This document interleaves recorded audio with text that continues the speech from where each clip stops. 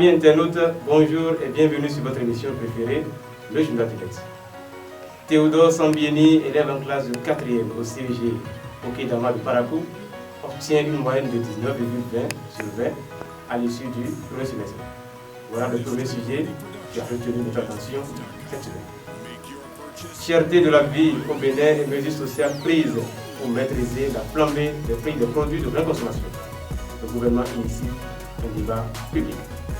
Enfin, réforme structurelle du secteur de la décentralisation au Bénin. Le secrétaire exécutif des 77 communes conduit. Voilà donc les sujets qui ont fait l'actualité cette semaine et sur lesquels les internautes ont retenu.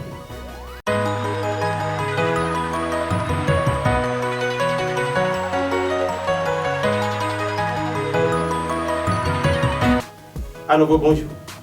Si réunir une moyenne de plus de 19 sur 20, toutes disciplines confondues, peut s'avérer être un casse-tête pour certains, ce ne sera pas le cas pour ce garçon visiblement atypique. Théodore Sambieni, puisque c'est de lui qu'il s'agit, se targue d'une moyenne de 19,20 sur 20 à l'issue du premier semestre. Cela n'a pas laissé indifférent les internautes. Les commentaires sont allés dans tous les sens. Le premier internaute nous fait visiblement parfois à cette performance de la bonne. Il écrit: il y a trop de légèreté dans la correction des copies.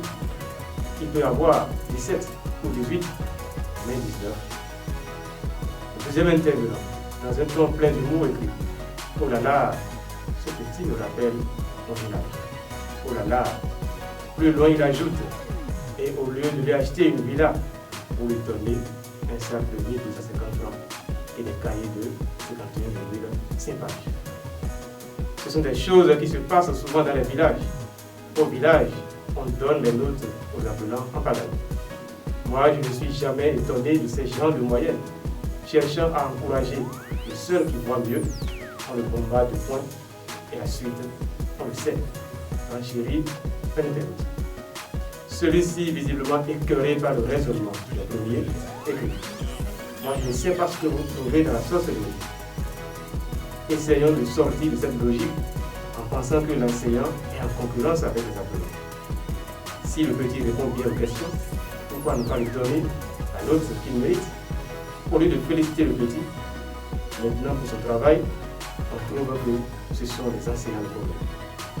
Ceux-là même ont suivi les mêmes formations que vous. Et puis, deuxième sujet de cette émission, cherté de la vie au Bénin et mesures sociales prises par le gouvernement pour maîtriser la flambée des produits, les prix des produits de grande consommation.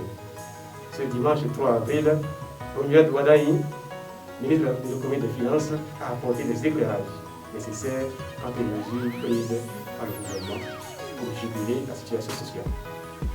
Cela a-t-il été du goût des internautes? Les avis sont allés à tous les sens.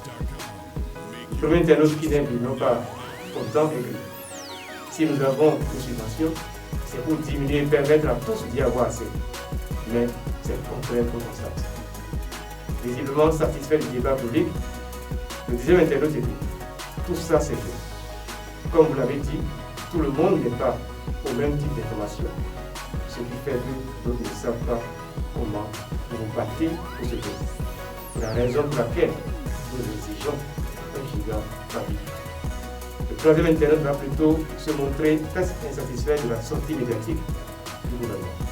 Il laisse dire que le ministre nous explique comment le gaz domestique de 6 kg est vendu au Burkina Faso à 2640 francs, au Niger à 1800 francs, au Togo à 3120 francs et au Bénin à 4400 francs. Si vous n'avez pas mis la pression fiscale des importateurs. Le cas des intrants agricoles. L'engrais chimique NPK est vendu au Togo à 12 500 francs le sac de 50 kg, alors que c'est 18 000 francs au Bénin, alors que l'importateur ici bénéficie des exonérations. Enfin, réforme structurelle du secteur de la décentralisation au Bénin, les identités des secrétaires exécutifs de 77 communes désormais officielles. Cette réforme, si elle a fait couler beaucoup d'encre de salive en amont, il faut dire que sa mise en application suscite encore beaucoup de commentaires dans le rang des internautes. Le premier internaute se montre très optimiste quant à cette réforme.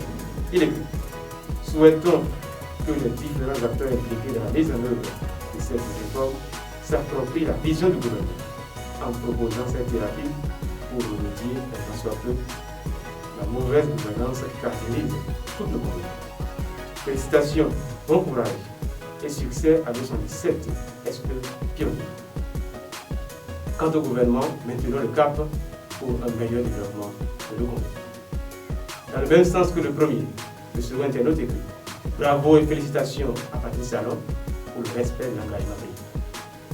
Le troisième internaute se montre dubitatif quant à cette réforme. Pour lui, cette réforme ne tardera pas à montrer ses faiblesses. Surtout quand je sais qu'on amène quelqu'un d'une autre commune pour être secrétaire dans une autre commune.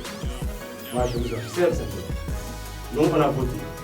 Nos élus doivent être capables de nous servir et en conformité avec les réalités de nos vies. Mesdames et messieurs, nous voici au terme de cette émission. Merci de nous avoir suivis. Et prenons rendez-vous pour la prochaine fois. Toujours avec le même plaisir. N'oubliez surtout pas de vous abonner à notre chaîne politique.